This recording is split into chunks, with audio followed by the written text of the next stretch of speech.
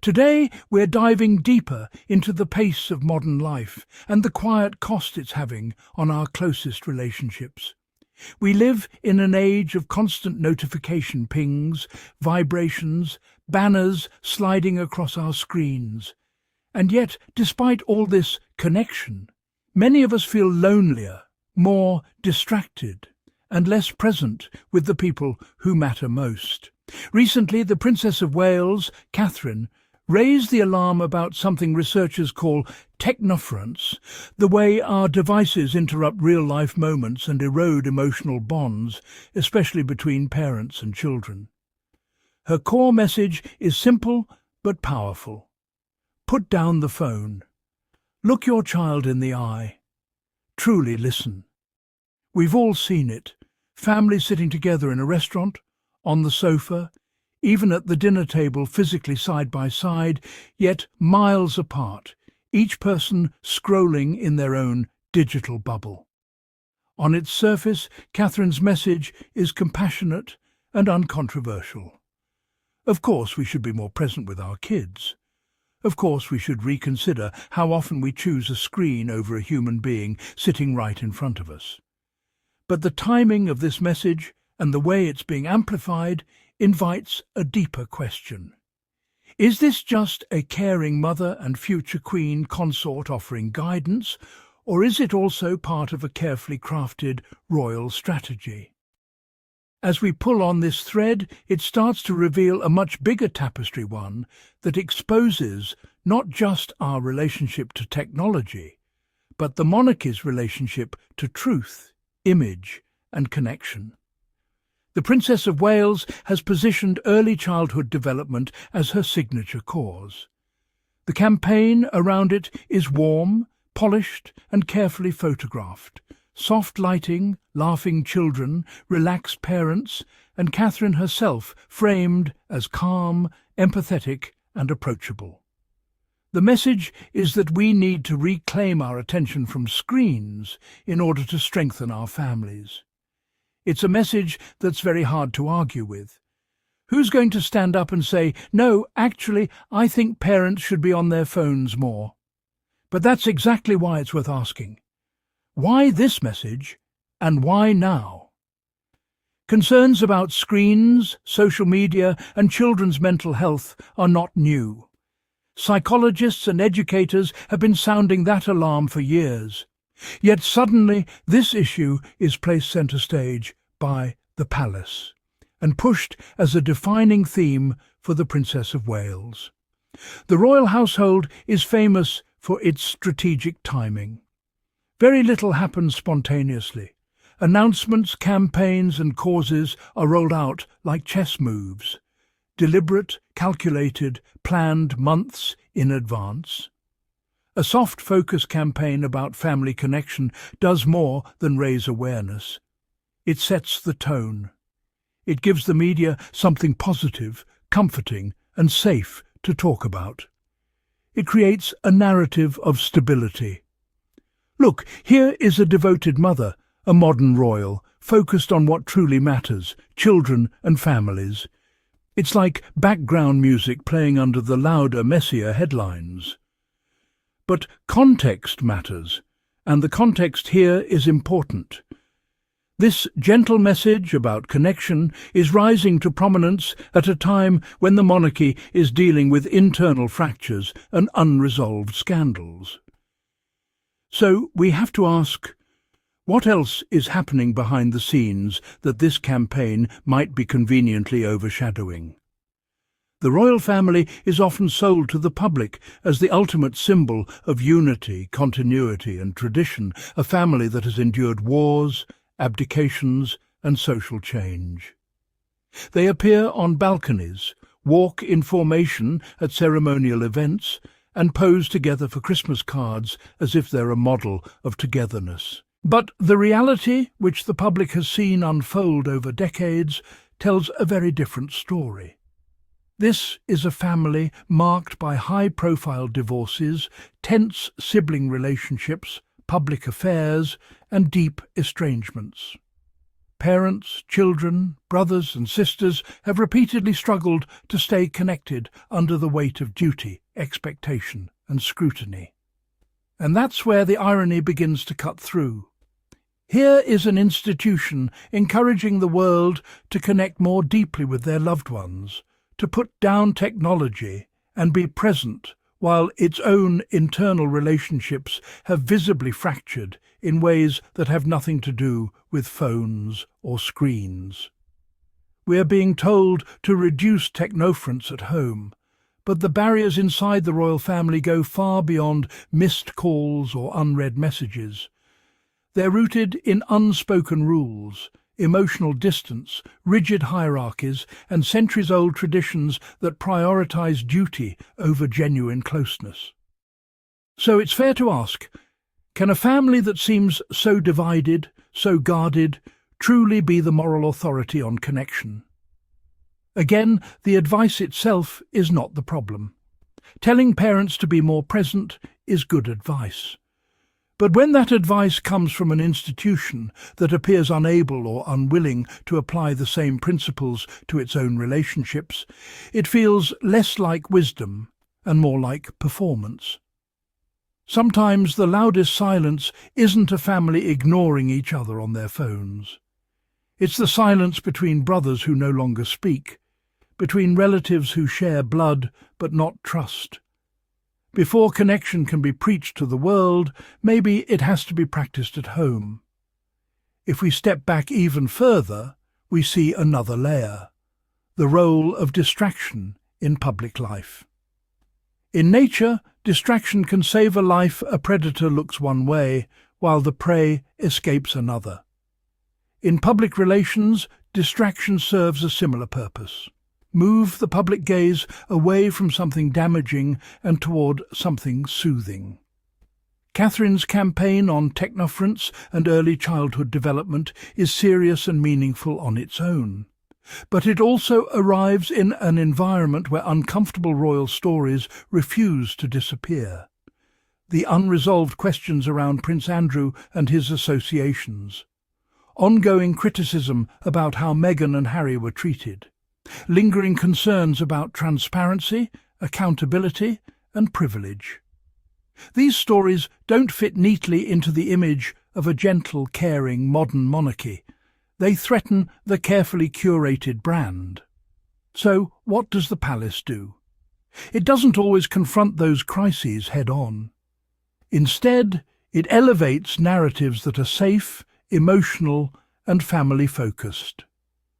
A campaign about protecting children from the harms of technology is exactly the kind of topic that generates positive headlines, sympathetic coverage, and supportive discussion.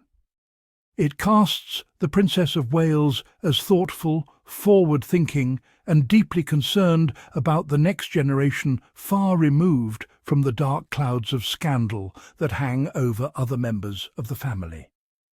This isn't just activism, it's survival. This is how institutions manage their image, not by eliminating every problem, but by drowning out uncomfortable truths with more palatable stories. So while on the surface we see a call to protect families from screen addiction, at a deeper level we're watching a highly sophisticated attempt to reinforce the monarchy's legitimacy by presenting it as sensitive, caring, and in touch with everyday struggles. The campaign, then, is doing two jobs at once, helping families reflect on their habits and shielding the palace from the full force of its own unresolved past. Now, let's talk about the double standard that becomes obvious when we compare how Catherine's messaging is received versus how Meghan and Harry's honesty has been treated. The Princess of Wales is widely praised for highlighting family connection and mental well-being. Newspapers and commentators describe her as modern, compassionate, and duty-focused. Her words are framed as public service, a noble effort to improve society. But when Meghan and Harry began speaking publicly about their own mental health struggles, their loneliness within the institution, and their desperate attempts to seek support, the reaction was brutally different. Their experiences were often dismissed as whining, complaining, or attention-seeking. Instead of being seen as vulnerable, they were accused of being ungrateful. Instead of being applauded for speaking about mental health, they were criticized for challenging the status quo. Yet, if you strip away the titles and headlines, the core message is strikingly similar. Mental health matters. Feeling heard and supported matters. Real connection matters. The difference lies not in what is being said, but in who is saying it. Catherine speaks from inside the institution, with the full machinery of royal PR behind her. Her words are carefully framed and coordinated with the palace's image. Meghan and Harry spoke from the edges and then from outside of that institution. Their words were messy, emotional, human, and not always convenient for the monarchy's reputation. And so the world reacted differently.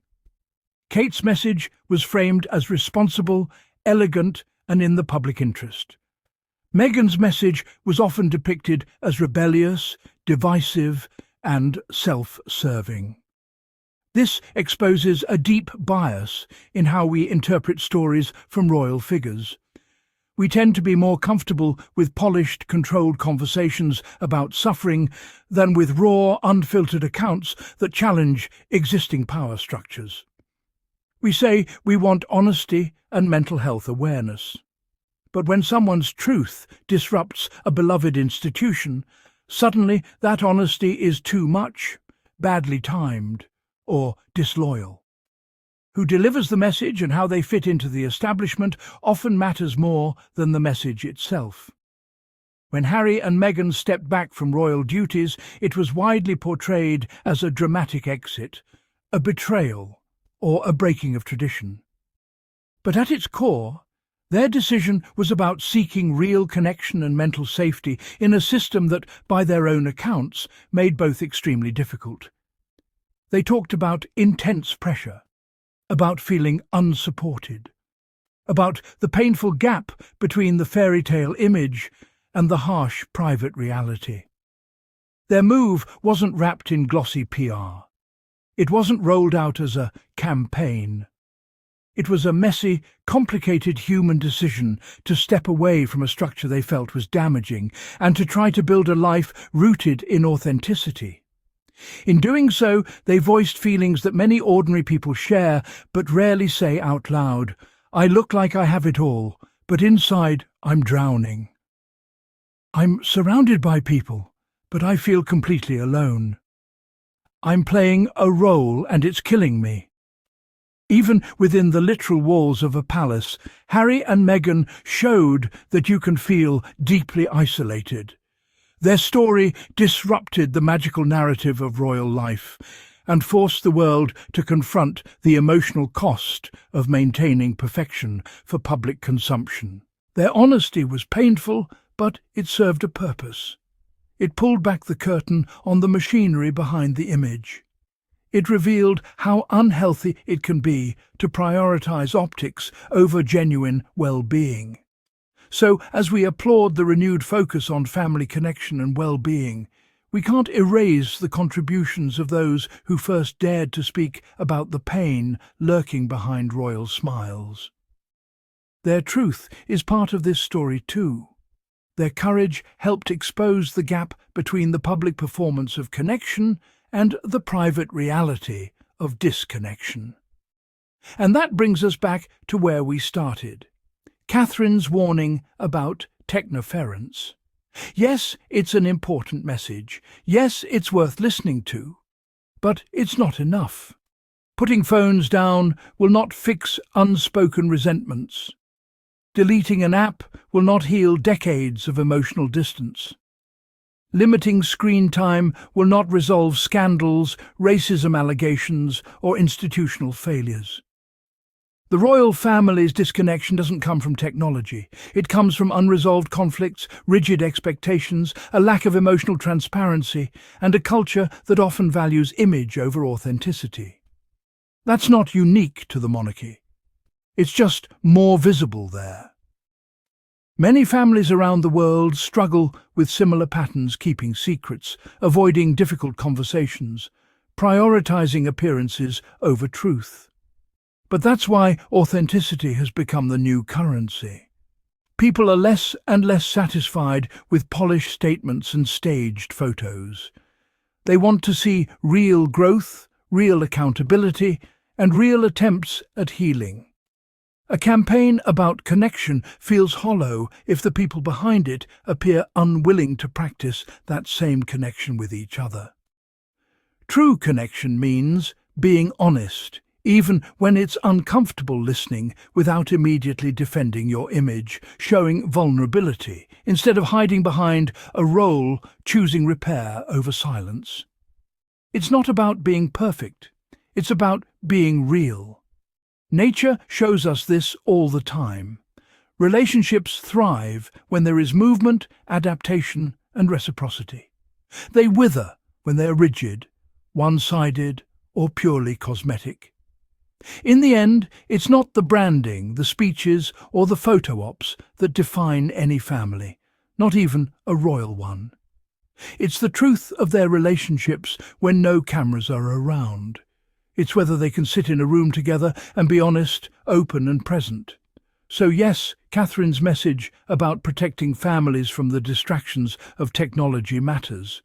But the timing, the framing, and the broader palace strategy around it are impossible to separate from the story.